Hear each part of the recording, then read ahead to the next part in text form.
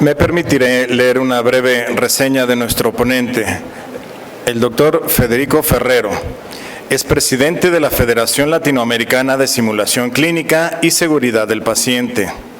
Es una figura clave en el desarrollo de la simulación clínica en América Latina. Es doctor en Ciencias Sociales por la Universidad de Buenos Aires, magíster y especialista en Gestión Educativa por la Universidad de San Andrés y profesor en Ciencias de la Educación por la Universidad Nacional de La Plata, en Argentina. Actualmente es profesor adjunto a cargo de las materias de Pedagogía y Didáctica en la Facultad de Ciencias Médicas de la Universidad Nacional de La Plata y docente del Centro de Enseñanza por Simulación de la Sociedad Platense de Anestesiología. Ha sido pionero en el diseño y promoción de contenidos educativos en línea especializados en simulación clínica. Es fundador de la plataforma Simulamos.com, un espacio de consulta y actualización profesional con un enfoque en innovación educativa, evaluación de competencias y cultura de seguridad del paciente. Su trabajo ha sido clave en la consolidación de redes latinoamericanas de aprendizaje y su presidencia en FLASIC entre el 2024 y 2025 lo posiciona como uno de los principales promotores de una visión integradora y de calidad en la enseñanza basada en la simulación. El doctor Ferrero ha aportado significativamente a la reflexión pedagógica y metodológica de la simulación, vinculando la práctica clínica con fundamentos didácticos sólidos y estrategias evaluativas centradas en el desempeño. Con ustedes, el doctor Federico Ferrero y la ponencia hacia la profesionalización de la enseñanza basada en simulación clínica en México y Latinoamérica.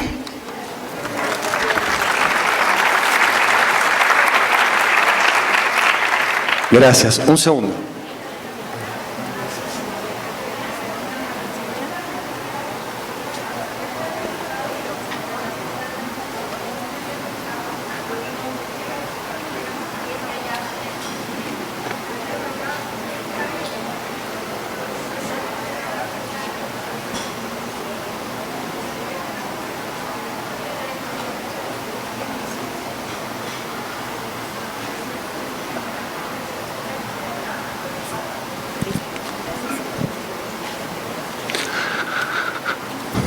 Buenos días. ¿Les gustan las historias? Bueno, vamos a empezar con una. Quiero que se imaginen por un minuto una persona que se acuesta a dormir en 1880. ¿Sí? El mundo se ve así. ¿Sí? O parecido. ¿Sí? Y se despierta hoy, 150 años después, bastante después que el Capitán América, que durmió solo 40 y pico de años, ¿no? Un poco después. Y se despierta, sale a la calle, no hay caballos, qué raro, ¿no? Se cruza con un automóvil, se empieza a poner un poco nervioso, ¿qué es eso? ¿No? El mundo es este, se ve así. Se asusta muchísimo, entonces se mete dentro de un edificio que ve, entra, que es una oficina. Y encuentra personas como nosotros que están trabajando con otras personas, pero esas otras personas no están ahí. Están en el celular, están en las pantallas y están a miles de kilómetros de distancia. Bueno, este señor se asusta tanto que sale corriendo de ese edificio, ve un hospital y dice, me voy a meter acá adentro y la cosa va a mejorar. Entra al hospital y también encuentra cambios muy radicales. Ve gente que está conectada a máquinas que respiran por ellos. Ve máquinas que miran a través de su cuerpo. Asustadísimo, sale corriendo, entra a un tercer edificio, que es una universidad. ¿Sí? La había dejado como en la foto de mi derecha, esta. Y se encuentra con esto que está acá a la izquierda. Un profesor en un atril, hablando, muchos alumnos sentados, escuchando. Y dice, ahora sí encontré algo que se ve exactamente igual a como lo dejé. Entonces, por más que no nos guste, muchas veces nuestras universidades se parecen bastante a cuando estudiaban nuestros padres, nuestros abuelos y nuestros bisabuelos, si tuvieron la suerte de ir a la universidad cuando nadie iba a la universidad o muy poquitos. ¿Bien? Entonces, la pregunta es, ¿ustedes se atenderían en un hospital donde los médicos y todos los profesionales de la salud utilizan tecnologías del siglo XIX? ¿Sí? ¿Por qué no? Al odontólogo, un odontólogo que dice, mirá, yo me formé en el siglo XIX y sigo el protocolo a rajatabla, no me gusta innovar. No. Pero pareciera que con la educación no pasa nada, ¿no? Bien. Entonces, vamos a hablar de 3 cosas. Voy a hacer una presentación de algunas cositas nada más. La idea es a ver si podemos pensar un poco más. Tener un espacio para pensar, nada más. La primera es cómo pensar hoy nuestra actividad docente. Todos ustedes son docentes, ¿verdad? Bien. Entonces, estamos en el siglo XXI. ¿Cómo pensarla? ¿Sí? Segunda cuestión, vamos a hablar de cómo profesionalizamos nuestra práctica de enseñanza basada en simulación clínica. ¿Cómo mejoramos? ¿Cómo hacemos para mejorar? Y la última, ¿cuáles son los desafíos que tenemos en México y en América Latina para que esto pase? Bien. Lo primero que hay que decir es que el contexto cambió bastante. Yo tengo estudiantes de 20, 21, 22 años en la universidad y no me pueden creer que cuando yo estudiaba en la escuela secundaria iba a la biblioteca y si tenía una duda le preguntaba al profesor. Listo. O profesora. Listo. O sea, no había otra alternativa. No había un teléfono para llamar, no había internet, no había chat GPT. Listo. Era lo que había. ¿Sí? Y no fue hace tanto. ¿Sí? Bueno. Entonces, eso cambió. Cada vez tenemos más información. La verdad, se habla de infodemia. ¿No? Estamos llenos de información. Y cada vez, sin embargo, tenemos más incertidumbre. Entonces, hay algo de la enseñanza que tiene que cambiar. Porque históricamente teníamos esta idea de que la enseñanza era para transmitir eso que no estaba en otro lado. ¿Sí? Que estaba en la biblioteca o que sabían los docentes. No estaba en otro lado. Pero ahora está en todos lados. Y entonces, inevitablemente, nuestra forma de enseñar ya no es más la de transmitir, o centralmente transmitir, sino centralmente acompañar y facilitar, que es lo que hace la simulación clínica en parte. ¿Sí? Si uno mira, recién el doctor... Ay, me sacaron el cartelito, perdón, soy malo para los números. El doctor vicerrector Jaime es... Perdón, sí, hablaba, ¿no?, de un poco de cómo se había formado él. Y pensaba en esta cuestión de los modelos de formación médica. Si nosotros miramos un poco, no voy a hacer una charla muy larga sobre historia de la educación médica, pero sí es interesante que el primer modelo más o menos que organizó un poco, ¿no?, para que todas las universidades tuvieran en América y en América Latina la misma formación fue el famoso modelo de Flexner, ¿verdad? Todos lo conocen. ¿Sí? ¿Cambió mucho? No, ¿verdad? Bien. Después tuvimos como algunas revoluciones que sin embargo no modificaron todo porque quedaron, ¿no? Van quedando prácticas que sedimentadas, aparecen nuevas formas de enseñar, sí, se aplican, pero quedan sobre un manto, sobre un sedimento de prácticas anteriores. Entonces, el primer modelo fue el flexneriano y después tuvimos el movimiento de la educación basada en problemas, ¿sí?, en los 60, y en los últimos 20 años el movimiento de la educación basada en competencias. Bien, entonces, para pensar un poco qué tenemos que hacer, qué cambios tenemos que hacer, tenemos que pensar también primero de dónde venimos. Muy brevemente, ¿qué era el modelo flexneriano? ¿Sí? Flexner es el informe que ayuda a estandarizar un poco la educación médica en las universidades, porque hasta ese momento cada uno, 1910, cada universidad definía los contenidos, los objetivos de aprendizaje como le parecía que tenía que ser un médico y bueno, cada uno se formaba distinto. Y es este modelo que muchas veces, en muchas universidades sigue presente. Modelo de 2 ciclos, primero las disciplinas científicas, luego la clínica, ¿no?, o la preclínica y al final la práctica. ¿Sí? Difícil, a veces fragmentado, luchamos contra eso, ¿no? Ponemos espacios y talleres de integración, ¿no?, integración básico-clínica y clínico-básico, Pero son todos como medidas para ayudarnos a este problema que a veces está fragmentado, porque nos cuesta a veces tender puentes entre la práctica clínica y las ciencias básicas, ¿sí? Bueno, sí les suena esto, ¿no? Sí, bien. Y esto es lo más, para mí, lo más distintivo que me gusta señalar, es cómo se pensaba la práctica en el modelo flexneriano, que tiene que ver con el positivismo, ¿sí? El positivismo filosófico. ¿Cuál es? La idea de que la ciencia, ¿sí? Esto surge en el siglo XIX, la idea de que la ciencia va a extenderse a todos los ámbitos del conocimiento humano, ¿sí? Y nos va a permitir gobernar el mundo de las personas de la misma manera en que gobernamos el mundo de las cosas, ¿sí? Como la física de Newton, como la biología, ¿sí? De la misma manera podemos trabajar con personas y aplicar criterios que se nos sirvan de una vez y para siempre. Podemos establecer leyes rigurosas, podemos predecir. Bueno, ¿esto les parece que puede funcionar? ¿Podemos predecir lo que va a pasar con los pacientes? Una parte sí y una parte no, ¿verdad? ¿Por qué? Bueno, porque precisamente, y este es uno de las fallas de este modelo, es que la práctica es compleja y es incierta, ¿no? El modelo flexneriano supone que yo me sé todas las leyes de la biología y de la histología y de la fisiología, y cuando tengo un paciente, deduzco de la regla general el caso particular y ya está. Entonces trabajo con enfermedades y no con enfermos. ¿Bien? Esto ya lo saben igual. El tema es que ese modelo venía asociado a una forma de enseñar que es esta: expositiva, centrada en el docente, teoría frente a práctica, competitivo, ¿sí? Con predominancia de la teoría, el alumno más pasivo, nosotros más activos como docentes, y resistencia a los cambios tecnológicos, como vimos en la historia de Capitán América.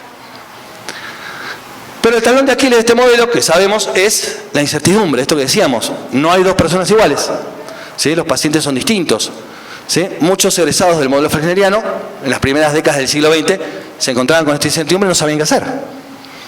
Bien, entonces, hemos cambiado nuestra relación con el conocimiento y tenemos que aprender de otra manera, ¿sí? El aprendizaje nunca es igual, está histórica y socialmente situado. Como bien decía yo recién, no es lo mismo cuando apareció la escritura, cuando apareció la imprenta, que ahora que tenemos internet, ¿sí? Bien, esto, ni hablar ahora que tenemos la inteligencia artificial, ¿qué vamos a hacer? ¿Sí? ¿Sirve? Hoy todavía es un buen copiloto. Después creo que se va a quedar piloteando el avión y me van a correr. Pero bueno, por ahora es un buen copiloto. Bien. Y entonces, acá venimos con este cambio que propone dejar atrás este modelo de Flexner y empezar a pensar en educación basada en competencias, que es lo que hacemos en simulación clínica, ¿sí? Esto lo conocen, ¿verdad? La famosa pirámide de Miller, ¿sí? Bien. Entonces, pasamos de evaluar conocimientos a evaluar competencias, ¿sí? ¿Por qué es importante pensar en competencias y en desempeño? Porque es mejor predictor la evaluación de competencias del desempeño clínico, ¿sí? Evaluar a alguien que puede recordar, que puede resolver problemas en papel, no me predice el resultado de la práctica clínica de la misma manera que evaluar a alguien en un entorno simulado o en un entorno real supervisado. Eso significa esto. ¿Sí? De ahí que ahora entonces hablamos de evaluación más formativa y no tan sumativa, ¿sí? Bien. Ahora, el problema es que para evaluar competencias, nosotros los docentes tenemos un problema, que es que sesgamos mucho. En general, ¿no? Con pocas fotografías de los alumnos, tomamos decisiones sobre sus vidas, ¿verdad? A todos nos ha pasado. A veces no, pero muchas veces con un parcial o con un examen final, una foto, un examen, un multiple choice, a veces de pocas preguntas, ¿no? A veces demasiado pocas preguntas para ser confiable, decimos si un alumno sabe o no sabe o está en condiciones de promover o no.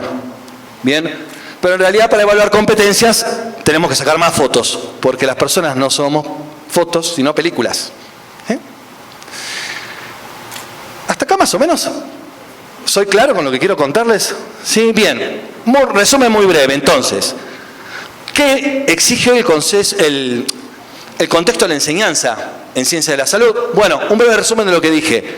Menos transmisión, más facilitación, Menos positivismo filosófico, más preparación para la incertidumbre, que es en definitiva el contexto de actuación profesional. Menos saberes reproductivos basados en las disciplinas, más conocimiento crítico y aplicado, ¿sí? Pensado en competencias, en lo que puedo resolver en la práctica real, ¿no? En lo que puedo demostrar.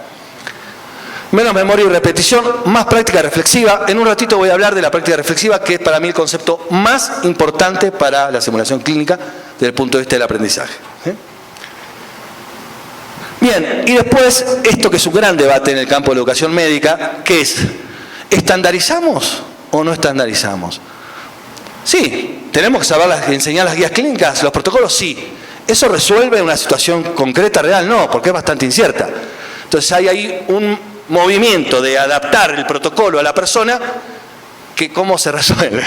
Bien, ahora lo vamos a ver con práctica reflexiva. Bien, entonces vamos con el segundo punto que les proponía, que es de lo que vamos a hablar hoy un poco más, que es simulación clínica. Bien, como todos estos cambios que yo les contaba nos llevan a pensar que la enseñanza basada en simulación clínica es una parte de la solución. No todo, por supuesto, no reemplaza la práctica clínica, pero sirve para este debate o esta coyuntura que yo venía mencionando.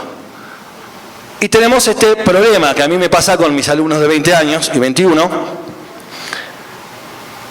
que es que el sistema educativo actual tiene instituciones del siglo XIX, como vimos, profesores del siglo XX, en mi caso yo soy un profesor del siglo XX, habrá algunos acá, tal vez ya del siglo XXI, ¿sí?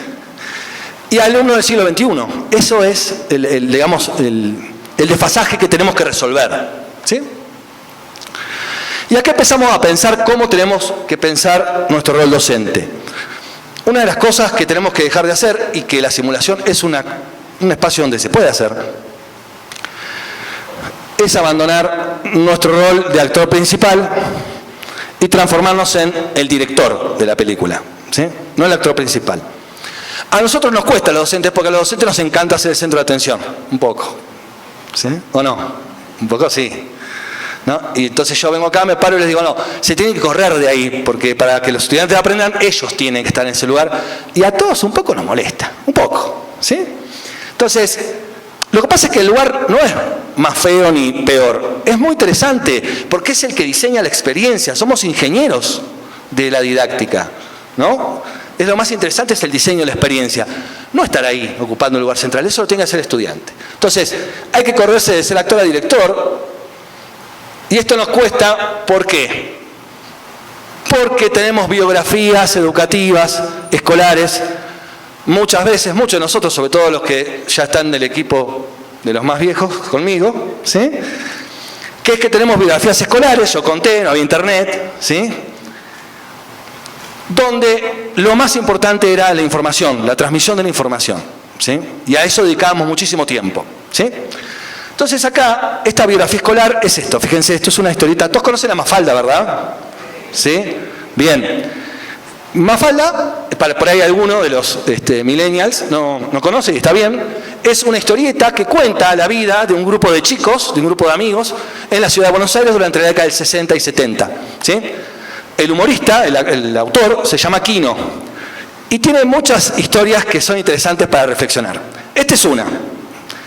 En este caso para pensar la educación en la década del 70 y por qué, que es cuando nosotros nos educamos, ¿verdad? O por lo menos yo. Fíjense, Felipe, que es el personaje que está acá, empieza a caminar hacia el frente en una escuela y fíjense, cada vez es más chiquito. ¿Por qué? Porque obviamente se empieza a asustar, empieza a tener nervios. Llega frente a la maestra y dice... Y empieza a recitar, el aparato digestivo del hombre comprende la boca, ¿no? Todo lo que muchas veces hemos hecho y hemos visto hacer a nuestros estudiantes, ¿no? Vomitar así contenidos memorísticos rápidamente. Que a los 5 minutos uno se olvidó cuando aprende de memoria, ¿verdad? Y la maestra le dice, bien Felipe, veo que has estudiado, podés volver a tu asiento. Y Felipe vuelve, ¿no? Ya está, ya gané, la tengo reclara. Esta historieta lo que nos está diciendo, lo que nos ayuda a pensar, es que esta fue nuestra educación. Y entonces, esto es una cosa, hay muchas más, pero lo que digo es, la idea de biografía escolar es un concepto muy estudiado en la pedagogía, que significa que aquello que hemos experimentado como alumnos durante muchísimo tiempo que pasamos en las instituciones educativas, ¿sí? Como alumnos de prepa, de secundaria, en la universidad incluso, no es un mero recuerdo, es una experiencia formativa en la cual aprendíamos cómo era el vínculo docente-alumno. ¿Sí? Es decir, sentaditos acá, no solo aprendíamos lengua, matemática, histología, fisiología, sino que estábamos aprendiendo inadvertidamente, esto es ser docente. Y entonces, sin saberlo, de manera inconsciente, completamente inconsciente, uno incorpora pautas pedagógicas que son potentes. Por lo tanto, ¿qué hacemos cuando empezamos a dar clase? Aparece esta biografía. Hay veces que está bueno dar clases teóricas o hacer exposiciones centradas en el docente. No estoy en contra de la clase magistral per se. A veces está bueno y muchas veces no. ¿Sí? El tema es si es la única herramienta. Si yo solamente tengo un martillo, todo me parece clavo, ¿verdad? Bueno, entonces, la biografía es eso. Entonces, para mejorar como docentes tenemos que revisar la biografía de cada uno y decir, esto que a mí me gustaba, yo por ejemplo, siempre cuento que me entregó el diploma de la secundaria el profesor de historia, que era un capo, decimos un capo, es un genio, no sé cómo dicen acá. ¿Un genio está bien? Hay cosas que no puedo reproducir, ¿eh? Bien. ¿Y cuál es la anécdota? Les voy a contar una anécdota que me pasó con él, que yo tuve que revisar para tratar de mejorar como docente. Porque me había encantado en ese momento y después me di cuenta que tal vez hoy no sería tan útil. Y es que en un examen de historia, yo osé poner historia, digamos, del siglo moderna, doble revolución, ¿no? Francesa y industrial, bueno, toda esa cuestión. Conformación ¿no? la burguesía, bueno, toda esa cuestión. Y en un trabajo práctico osé poner que en ese momento, el siglo XIX, todavía no había tantos pensadores ilustrados. Error garrafal, por supuesto. Y Marcelo, que era mi profesor, una vez contesto y había un amigo de Marcelo, así que no digo el apellido ahora, y Marcelo me puso en la hoja esa que usábamos, no sé si ustedes usaron, esa que es no, es como la A4 pero un poquito más grande, A3, no sé si es la típica hoja del secundario, la hoja de carpeta del secundario. En el margen, que es chiquita la hoja, ¿no? Es muy chiquita. Bueno, ya no usamos, ahora todos usamos obviamente la PC. Bueno, los chicos usan el celular directamente. Lo que denota mi edad. Bien, me había puesto en el margen de la hoja, ¿se olvida usted de 2 puntos? Y me listó como yo dijera 25 pensadores, ¿no? Yo dije, no. ¿Cómo sabe Marcelo? Estaba fascinado, me encantaba. Dije, qué inteligente, ¿cómo sabe tanto? Obvio, en la época, otra vez, él no es que consultó al ChatGPT y le dijo, tirame 25 pensadores del siglo XIX. No, él se lo sabía de memoria. El tema es que eso que a mí me pareció una experiencia mágica, hoy no sé si es tan importante, la verdad. ¿No? O sea, es un dato de color, queda bueno, queda lindo. No sé si para la experiencia de nuestros estudiantes, el hecho de que yo sepa de memoria un montón de cosas que están en internet a un clic de distancia, es tan importante. Capaz que podría destinar esa energía mental a acompañarlos de otra manera, que sí sea, ¿no? A ponerlos a hacer algo para que sea más interesante, ¿no? Entonces, otra vez, la biografía es revisar esto, que a mí me parecía interesante, para yo como docente tratar de ver qué me quedo y qué no. ¿Sí? Bien, y acá es entonces donde empezamos a sufrir, porque para mejorar tenemos que recibir varios cachetazos, ¿no? Heridas narcisistas. Yo decía recién, a los docentes nos encanta hablar y ser el centro de atención. Claro que sí, es verdad. A veces sirve, a veces no. En simulación no. Entonces, hay que hacerse cargo de, 1, renunciar a ser el centro de atención. 2, renunciar a ser el que más sabe. No en términos de la disciplina. Claramente la disciplina sabemos más, tenemos mucho para decirle al estudiante. Pero hay un montón de cosas que sabe más. ¿Sí? Y de hecho muchas cosas que nosotros estamos explicando, en ese momento seguramente si se pone a buscar, va a encontrar un texto más actualizado, un video de alguien que lo explica mejor que yo. Seguro. ¿sí? Y no pasa nada, no significa que no sirvo más, significa que mi rol es otro, ¿no? Por eso digo, y monopolizar la palabra. O sea, si hay algo que aprendieron las neurociencias en los últimos años, es el que más usa la cabeza, es el que más aprende. ¿Sí?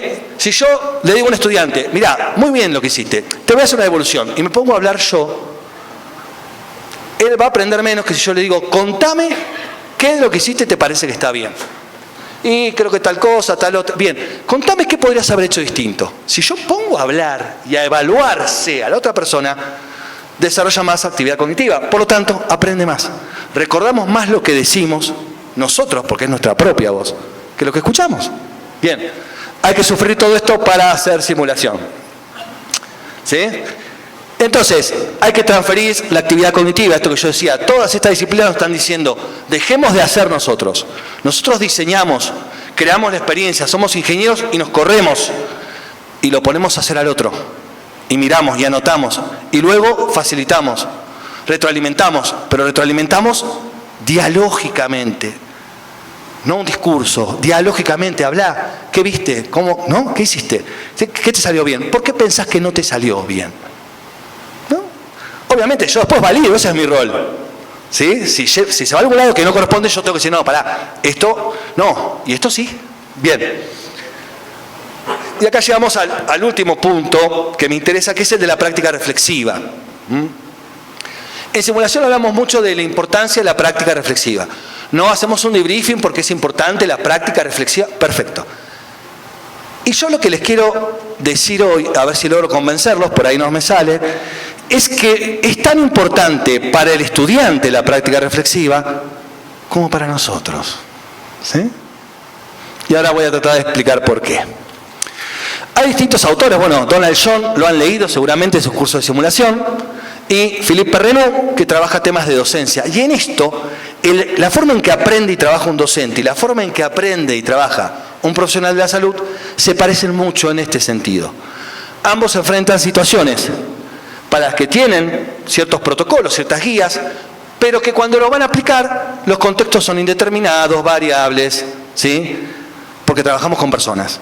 Y entonces, lo que funcionó para un paciente no funciona para el otro. Lo que funcionó para un grupo de estudiantes no funciona para otro. Y está bien, no hicimos nada mal. Puede pasar. Es constitutivo. Bien, ¿qué hacemos frente a eso? Bueno, está la teoría de la práctica reflexiva. ¿Qué dice básicamente? Fíjense que hay un paralelismo entre lo que tiene que aprender el estudiante y lo que tenemos que pensar nosotros para ser mejores docentes en simulación clínica. Que las situaciones complejas, ¿sí?, tienen algo de singular, ¿sí? Tienen algo de singular que exigen cierta creatividad, cierta resiliencia, que no está en ninguna receta, no está en ningún protocolo. Esta es la famosa discusión entre hasta dónde puedo protocolizar mi práctica. Ocurre en la aviación, ocurre en la salud, ocurre en la educación. Y hasta dónde hay algo de eso, de mi accionar profesional, que no está en ningún lado escrito, que voy desarrollando un sentido práctico que me permite resolverlo. ¿Sí? Ahora, ese sentido práctico también necesita teoría, obviamente. Entonces, en estos oficios del humano hay una parte prescriptible del trabajo, que es la que está en las guías clínicas, en las teorías, y hay otra parte que necesito resolver en la práctica. ¿Cómo mejoro? Reflexionando sobre mi práctica. Y así aprenden los estudiantes. Reflexionan sobre su práctica, ¿sí? Y acá es donde el modelo flegneriano hacía agua. Y vuelve a la teoría para buscar nueva información que le permita mejorar y ajustar su práctica. Y entonces otra vez en la práctica vuelve y hace algo distinto. Nosotros los docentes también hacemos algo distinto. ¿Cómo me salió? Y esto bien, esto no tanto. ¿Por qué? Y vuelvo a la teoría. Eso es la práctica reflexiva. ¿No? Entonces siempre es dialéctico, ¿sí? Eso desarrolla un sentido práctico, una epistemología de la práctica que no es estandarizable, ¿sí? Que la construyo con protocolos, guías clínicas y teorías claras, pero que necesita práctica y reflexión, ¿sí? Entonces, para revisar, para mejorar nuestras experiencias profesionales, tanto los alumnos nuestros en salud como los docentes, tenemos que reflexionar sobre lo que hacemos, ¿sí? ¿Fue claro con esto, más o menos? ¿Se entiende? ¿Sí? Bien. Último punto. ¿Cómo vamos a hacer? ¿Cuál es el desafío hoy en nuestros países? Bueno, en México, en nuestros países. Ariana Nacimiento, no digas nada. Después me decís. Bien. Uno es el tema de la investigación. Ustedes saben que la mayoría de las revistas que nosotros leemos en simulación, gracias a que hay internet, ChatGPT y todo eso, eso el otro día hablaba con unos alumnos y decía, lo interesante de esto es que nosotros ahora compartimos la información con todos. Es decir, los centros académicos más importantes del mundo, nosotros estamos leyendo los mismos papers. Y eso antes no pasaba. Nos quedábamos afuera. ¿Sí? Ahora no, estamos leyendo todo lo mismo. Todos accedemos a las últimas publicaciones. Pero ¿qué problema hay con eso? Hasta acá, buenísimo. El problema es que la mitad de la literatura sobre educación médica se publica en muy pocas revistas. ¿Sí? La mayoría en inglés. Y les podría decir, hay un estudio muy interesante de João Costa, que es un portugués, que agarra las últimas 100 publicaciones sobre educación médica, de trabajos originales, y se fija cuántas son de América Latina. A ver, ¿cuántas? De las 100 últimas. Ah, leíste el artículo. Una. Ah, lo dije ahí. Ah, bueno, igual estás atento. Igual estás atento, muy bien. Bueno, el 1%, una, ¿sí? Entonces lo que leemos nos cuenta la realidad que no es la nuestra, en parte, ¿sí? Entonces, para mejorar, ¿nos sirve? Sí, claro, hay cosas que son generales, pero hay cosas que son específicas y no nos sirven. O tenemos que adaptarlas. Entonces, acá les voy a vender nuestra revista. Bien, entonces, necesitamos investigar más en simulación. Ustedes tienen la oportunidad de hacerlo como profesores de la universidad, ¿sí? Y tienen donde publicarlo en la revista de FLASIC. Nuestra federación tiene una revista que está desde 2019 donde se publican trabajos en español, ¿sí? Lo bueno de esta revista es que publicar es gratis, acceder es gratis. Otra vez, por si no escucharon. Publicar es gratis. ¿Sí? La mayoría de las revistas que están buenas no es gratis publicar. Bueno, en esta sí. Y tiene otra cosa más. Parezco un vendedor ahora, pero bueno, quiero que se acerquen y que la lean. Esta revista tiene un grupo de editores que si alguna vez recibieron un no de una publicación, a ver, ¿quién levanta la mano? Todos somos bien. ¿Qué te dicen? No. Y uno dice, ¿por qué no? ¿Por qué no? ¿Por qué te toca explicar? Bueno, nosotros sí les explicamos por qué no. Y les decimos, si mejoras esto, si retocas esto, si puedes modificar esto, te lo publicamos. ¿Por qué? Porque el espíritu de la revista es mejorar, que todos mejoremos. Entonces tiene un equipo editor que hace feedback reflexivo, feedback que sirva para mejorar. No el feedback directivo y dicotómico, sí, no. ¿Bien? Bueno, el otro desafío, simulación interprofesional. Todos leemos sobre el tema y decimos, sí, qué importante que es la simulación interprofesional. ¿Hacemos simulación interprofesional? Bueno, tenemos que hacer. ¿Por qué? Porque mejora muchísimo el rendimiento de los... Porque, ¿ustedes trabajan solos o trabajan con otros profesionales de la salud? Con otros. Bueno, alguno trabajará, algún odontólogo me estará diciendo, bueno, yo trabajo solo. Está bien. O bueno, no todos. Pero digo, tenemos una profesión, o tienen una profesión que tiene que ver con trabajar con otras personas. Y entonces, ¿por qué los educan de manera separada? ¿Por qué estudian las materias de manera separada? ¿Por qué hacen las prácticas de manera separada? ¿Por qué hacen simulación de manera separada? Bueno, esto no es solo un anhelo humanista.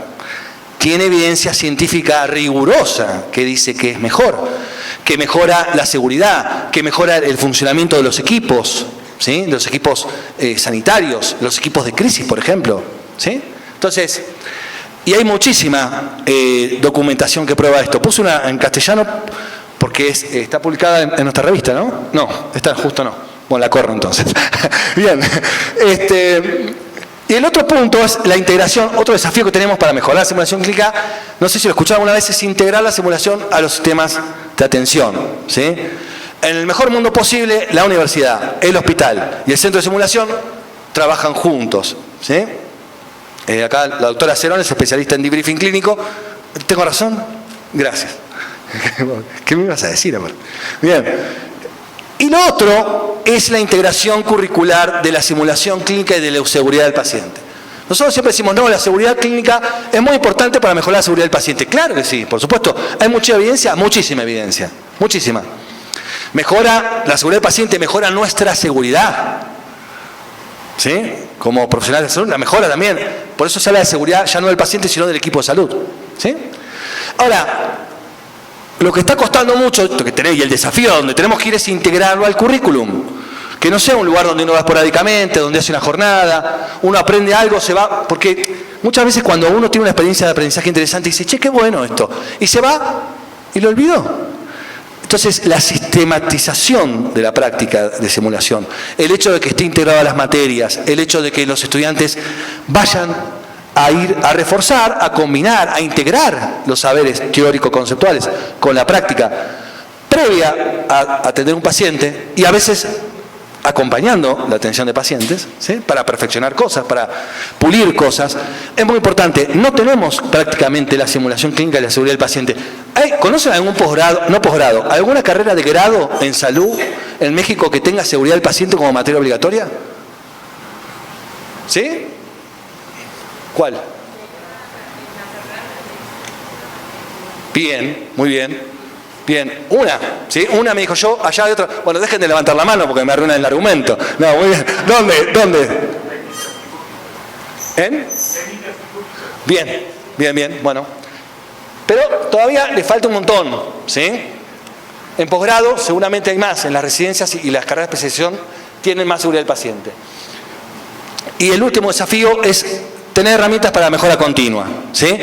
Todos los docentes universitarios están acostumbrados a la acreditación universitaria, ¿no? Que vengan a evaluarlos y acreditarlos. Bueno, en simulación es lo mismo. Tenemos que tener para eso estándares de buena práctica. ¿Cómo puedo contrastar mi práctica? Es decir, estoy bien, estoy más o menos, estoy mal, tengo que mejorar, si no tengo contra qué confrontarla, ¿sí? ¿Cómo saben ustedes si son buenos en enseñanza basada en simulación clínica?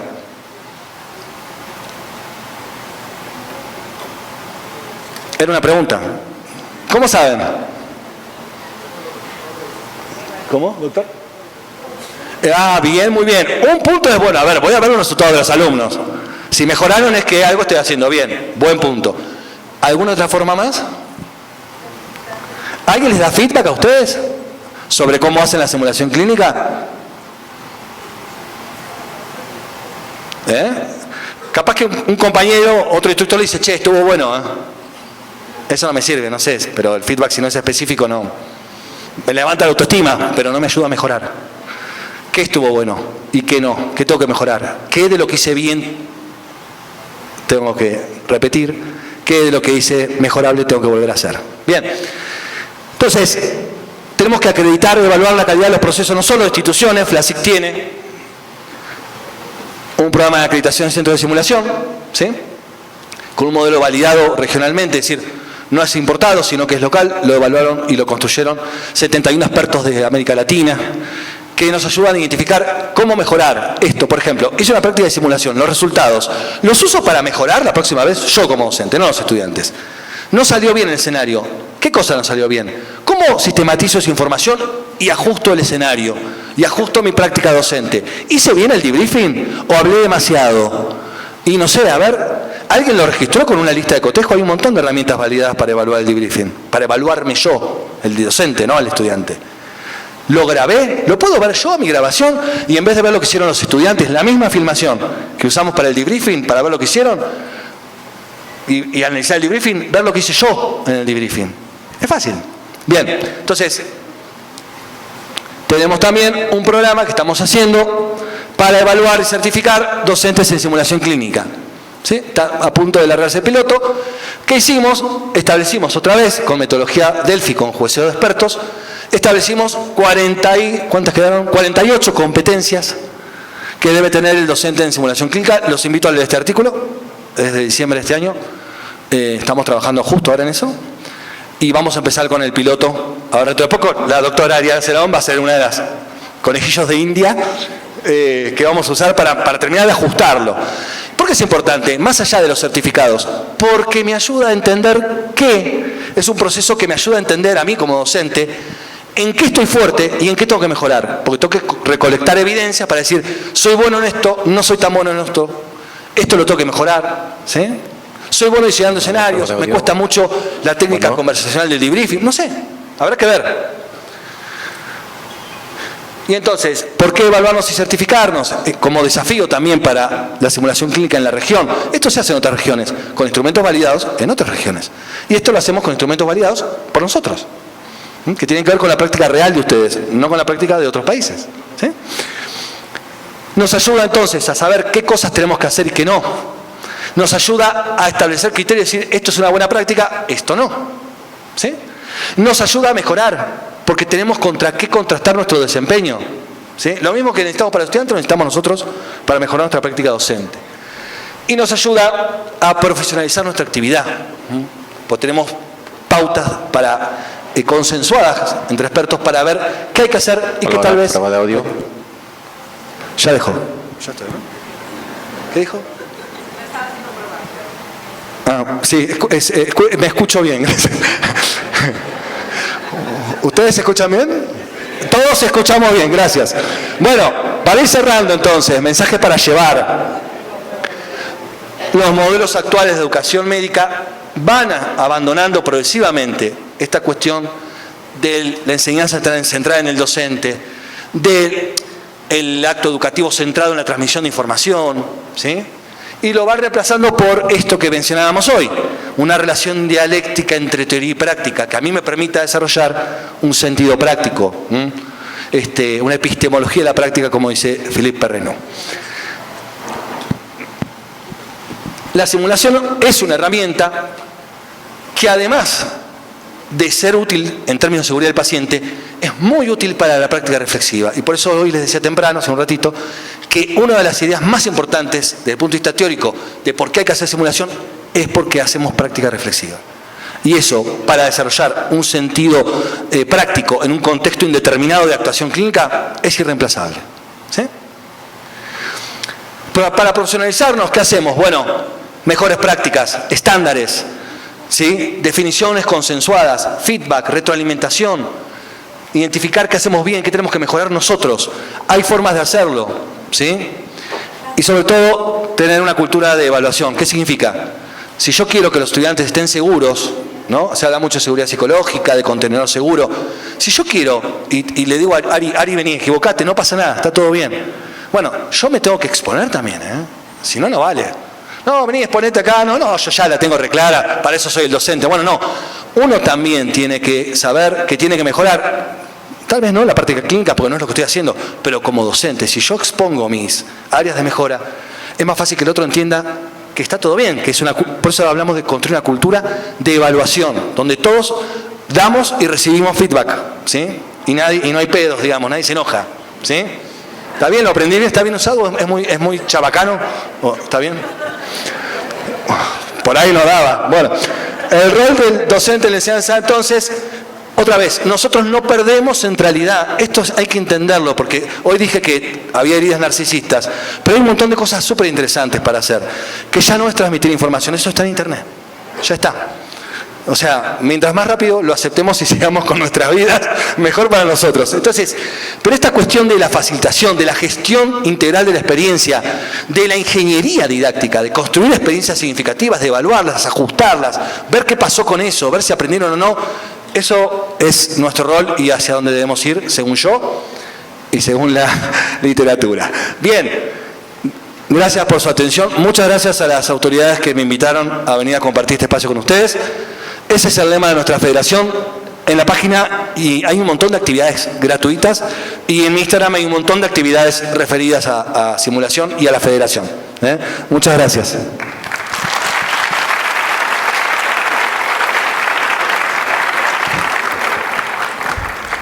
Agradecemos la ponencia del doctor Ferrero y a continuación la doctora Normalicia Rubalcaba Romero, directora de la División de Disciplinas Básicas, le entregará la constancia a nuestro ponente.